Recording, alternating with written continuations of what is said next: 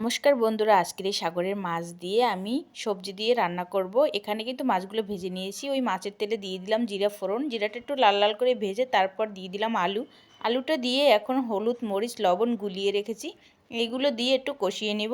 আর এর ভিতর দিয়ে দিব এখন টমেটো আমি কাঁচা টমেটো নিয়েছি। এগুলো দিয়ে আজকের মূলত মাছ রান্না করব। আর এগুলো দিয়ে মাছ রান্না করলে তো দারুণ লাগে খেতে। এখন আমি দিয়ে দিলাম জিরা বাটাটা দিয়ে সুন্দরভাবে কষিয়ে নিতে হবে। যতক্ষণ না মশলা দিয়ে তেল ছেড়ে দেবে ততক্ষণ পর্যন্ত সুন্দরভাবে কষিয়ে নিব।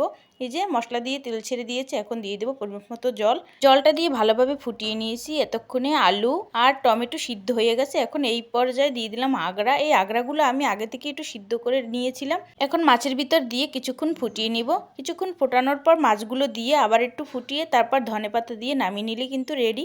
আপনারা কে কে আগড়া খেয়েছেন? আমরা এটাকে আগড়া বলি, আপনারা কে কী নামে বলেন অবশ্যই কমেন্ট করে জানাবেন। এই পর্যায়ে কিন্তু আমার মাছের ঝোলটা হয়ে গেছে, ধনেপাতা দিয়ে নামিয়ে নিয়েছি। দেখেন কি সুন্দর দেখতে লাগছে, আর খেতে কিন্তু খুবই মজা হয়েছে। সবাই ভালো থাকবেন, সুস্থ থাকবেন।